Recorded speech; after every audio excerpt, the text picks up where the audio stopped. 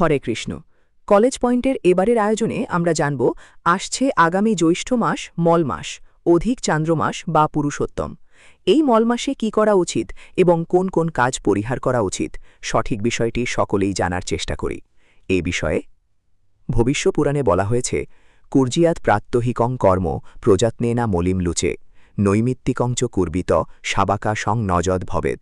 অর্থাৎ প্রতিদিনের নিত্যধর্মীয় কর্ম যেমন সন্ধ্যাবন্দনা, শিব পূজা, বিষ্ণু পূজা, গুরু পূজা ইত্যাদি মলমাসেও যথাযথভাবে পালন করা কর্তব্য।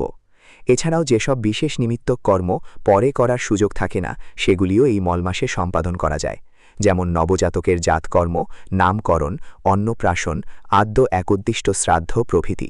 কারণ নির্দিষ্ট সময় অতিক্রম করলে এগুলি আর করা সম্ভব হয় না।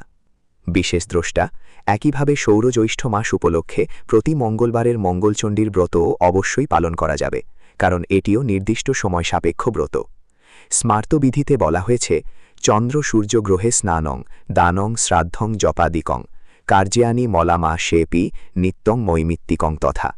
অর্থাৎ মলমাসে নিত্যকর্মের পাশাপাশি আবশ্যিক ও নিমিত্তক সংস্কারমূলক কর্মও সম্পাদন করা যায়। তবে কিছু কর্ম এই মলমাসে নিষিদ্ধ বলা হয়েছে, যেমন বিবাহ, উপনয়ন, নবগৃহ নির্মাণ, বিদ্যারম্ভ, গৃহপ্রবেশ, দেবতা প্রতিষ্ঠা ইত্যাদি।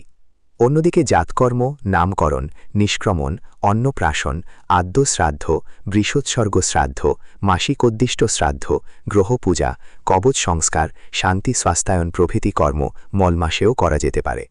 এ বিষয়ে স্মার্ত রঘুনন্দন ভট্টাচার্য তার মলমাস তত্ত্বে বলেছেন, বালভূত গ্রহ প্রবলতর শত্রু দুঃসহ রোগাভিভাবাদ্ভূত দুঃস্বপ্ন গ্রহ দোষস্থান্ত্যাদি নিমিত্তকং শান্তিকর্মাপি মলামাসাদৌ কর্তব্যং শুদ্ধ কালো প্রতীক্ষায়া অসহত্বেনা অনন্য গতিকত্তাৎ। অর্থাৎ ভয়ঙ্কর রোগ, দুঃস্বপ্ন, গ্রহদোষ, শত্রুভয় বা অশুভ পরিস্থিতিজনিত শান্তিকর্ম শুদ্ধ কালের অপেক্ষা না করে মলা মাসেও সম্পাদন করা উচিত। আলোচনাটি কারো উপকারে আসলে অবশ্যই শেয়ার করে অন্যকে দেখার সুযোগ করে দিবেন।